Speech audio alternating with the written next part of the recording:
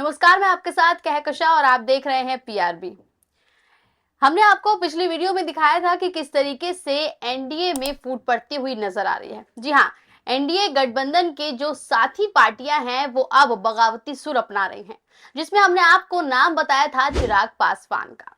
चिराग पासवान ने कह दिया था कि अगर उनकी पार्टी के साथ, उनके कार्यकर्ताओं के साथ, आरक्षण के साथ कोई भी भेदभाव किया गया या कोई भी दिक्कत परेशानी आई तो वो 60 सेकंड भी नहीं लगाएंगे और अपने पद को छोड़ देंगे। जी हाँ, इस वक्त वो मंत्री पद पर बैठे हुए हैं और वो अपने मंत्री पद को लात मारने तक की बात कह चुके हैं। हमने आपको पिछली वीडियो में पूरा मामला क्या था बताया था।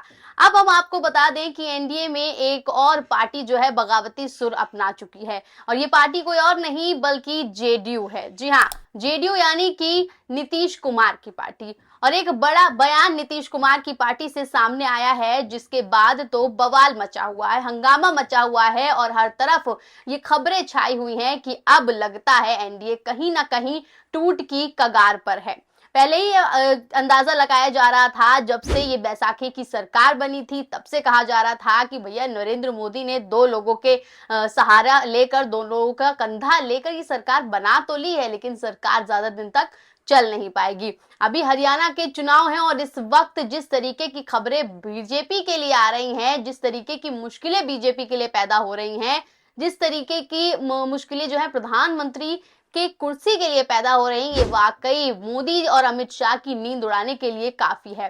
क्या खबर है, जेडीयू ने क्या बयान दे दिया है वो अब आपको बताएंगे, लेकिन उससे पहले आपको बता दें कि 5 अक्टूबर को हरियाणा में मतदान होना है और उससे 2 दिन पहले ही भारतीय जनता पार्टी टूट कर बिखर गई है। जी हाँ, भारतीय जनता पार्टी के एक बड़े नेता ने बीजेपी का दामन छोड़ दिया है और कांग्रेस में शामिल हो गए हैं। कौन है ये जो कांग्रेस में शामिल हुए हैं, ये हम आपको बताएंगे, लेकिन उससे पहले बता दें कि एनडीए में जिस तरीके की दरार आई है, जेडीयू ने जो बयान दिया है, क्या बयान दिया है वो बयान हम आपको पहले बता देते हैं। ये देख लीजिए, एबीपी की खबर है और एबीपी की इस खबर में साफ तौर पर लिखा हुआ है कि एनडीए में तनातनी, जेडीयू बोली केंद्र की सत्ता की चाबी हमारे पास, भड़की बीजेपी। अंदर जाए तो लिखा हुआ है कि बिहार में एक बार फिर बयानबाजी शुरू हो गई है। बीजेपी और जेडीयू के नेताओं के बयान से लग रहा है जैसे पार्टियों के बीच तनातनी का माहौल है। 3 अक्टूबर को एबीपी न्यूज से बातचीत में जेडीयू के मंत्री जमा खान और बीजेपी के राष्ट्रीय प्रवक्ता डॉक्टर अजय आलोक तेवर में दिखे। पढ़िए बातचीत में दोनों नेताओं ने क्या कुछ कहा और उस पर राष्ट्रीय जनता दल की ओर से क्या प्रतिक्रिया दी गई है। कुछ सवाल हुए हैं, जवाब क्या दिए गए हैं वो भी आपको बता देते हैं। लिखा है कि इस सवाल पर कि नीतीश कुमार करीब 19 साल से मुख्यमंत्री हैं, वे केंद्र में मंत्री रहे, आगे क्या कुछ करेंगे। इस पर जेडीयू कोटे के मंत्री जमा खान ने कहा कि नीतीश कुमार देश के प्रधानमंत्री बनेंगे, मेरी दुआ जल्द कबूल होगी। विरोधी दल भी नीतीश कुमार को पीएम बनाने में समर्थन करेंगे, कांग्रेस भी समर्थन करेगी, विपक्ष भी चाहता है वे पीएम बने। अगर नीतीश का नाम प्रधानमंत्री पद के लिए आगे किया जाए तो सभी दलों का समर्थन मिलेगा। तो देख लीजिए, यहाँ जेडीयू के जो मंत्री हैं, नेता हैं, उन्होंने बड़ा बयान दे दिया है कि भैया पीएम बनाना चाहते हैं नीतीश कुमार को, और सिर्फ जेडीयू ही नहीं बनाना चाहती बल्कि विपक्षी जो पार्टियां हैं वो भी जो है अगर प्रधानमंत्री पद के लिए नीतीश कुमार का नाम आया तो समर्थन देंगी। ये वही बात हो गई कि जिस वक्त सरकार बनी थी, जिस वक्त रिजल्ट सामने आया था और नीतीश कुमार ने, चंद्रबाबू नायडू ने समर्थन दे के मोदी जी को प्रधानमंत्री की कुर्सी पर बैठाया था, उस वक्त ही राहुल गांधी की तरफ से कहा गया था, कांग्रेस की तरफ से कहा गया था, ये दावा किया गया था कि नीतीश कुमार को ऑफर कांग्रेस ने दिया है कि अगर वो उनका साथ देते हैं तो वो उन्हें प्रधानमंत्री बना देंगे। तो कहीं ना कहीं अब जेडीयू जो है इस बात को सच साबित करती हुई नजर आ रही है, क्योंकि मंत्री पद पर बैठे जमा खान इस बात को कह रहे हैं कि प्रधानमंत्री पद के लिए नीतीश कुमार को वो आगे करना चाहते हैं और इसका समर्थन विपक्षी पार्टियां भी करेंगी। तो कहीं ना कहीं अंदर से जो तेवर हैं वो नजर आ रहे हैं और बीजेपी के खिलाफ नजर आ रहे हैं। अब खुलकर तो कुछ नहीं कहा है, लेकिन जिस तरीके के बयानबाजी हो रही है वो इसी ओर इशारा कर रही है कि एनडीए में टूट इस बार काफी तगड़ी दिखाई दे रही है। और सिर्फ बिहार ही नहीं, आप देख लीजिए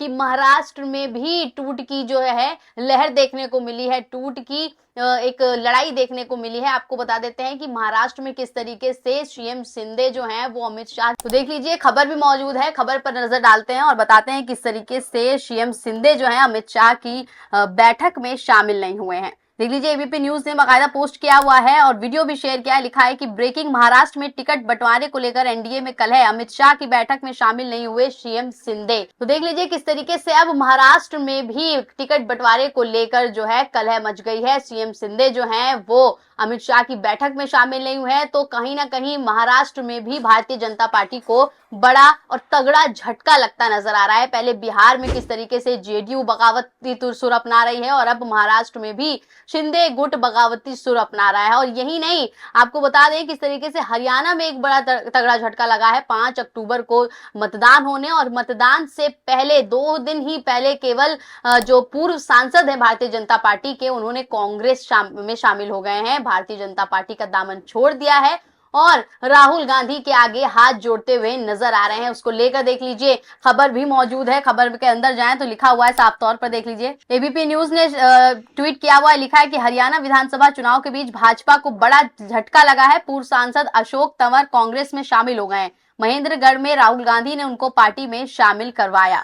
तो देख लीजिए कि 2 दिन पहले भारतीय जनता पार्टी को कितना तगड़ा झटका लगा है कि उनके खुद के पूर्व सांसद जो हैं वो 1 घंटे पहले जहां भारतीय जनता पार्टी का प्रचार करते नजर आ रहे थे, वहीं 1 घंटे के बाद राहुल गांधी के आगे हाथ जोड़ते हुए नजर आ रहे हैं, उनकी पार्टी में शामिल होते हुए नजर आ रहे हैं। ऐसे में हरियाणा में जो है बहुत बुरी स्थिति भारतीय जनता पार्टी की पैदा होती हुई नजर आ रही है।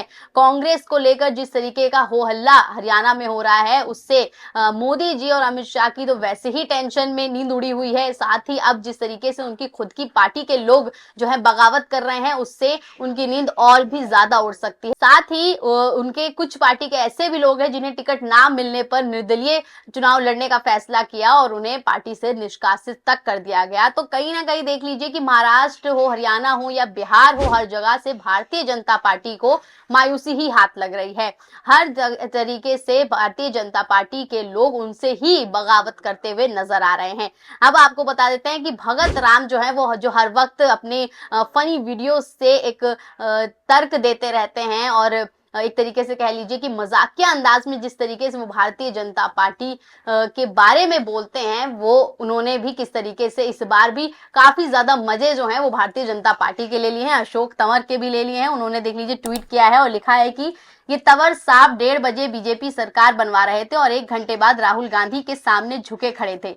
ट्वीट डिलीट करने का भी टाइम नहीं मिला। ट्वीट में अभी भी बीजेपी को ही जिता रहे हैं। इतने कम टाइम में आदमी क्या क्या करे, बड़ी आफत है। तो दोनों फोटो शेयर किए हैं, पिछला ट्वीट है उनका, साथ ही राहुल गांधी के साथ फोटो है, किस तरीके से हाथ जोड़कर उनके साथ खड़े नजर आ रहे हैं। तो यहाँ अब फर्क साफ है जिस तरीके से चुनाव नजदीक आ रहे हैं। तो आप देख लीजिए, चाहे बिहार हो, हरियाणा हो या महाराष्ट्र हो, हर जगह से अब भारतीय जनता पार्टी के तरफ से बगावती सुर अपनाए जा रहे हैं। उनकी समर्थक पार्टियां, उनके खुद के कार्यकर्ता नेता अब उनकी पार्टी को छोड़ रहे हैं। ऐसे में अब कहीं ना कहीं मोदी जी और अमित शाह की नींदें उड़ने वाली हैं, टेंशन में नजर आने वाले हैं और प्रधानमंत्री की कुर्सी भी खतरे में पड़ती हुई नजर आ रही है।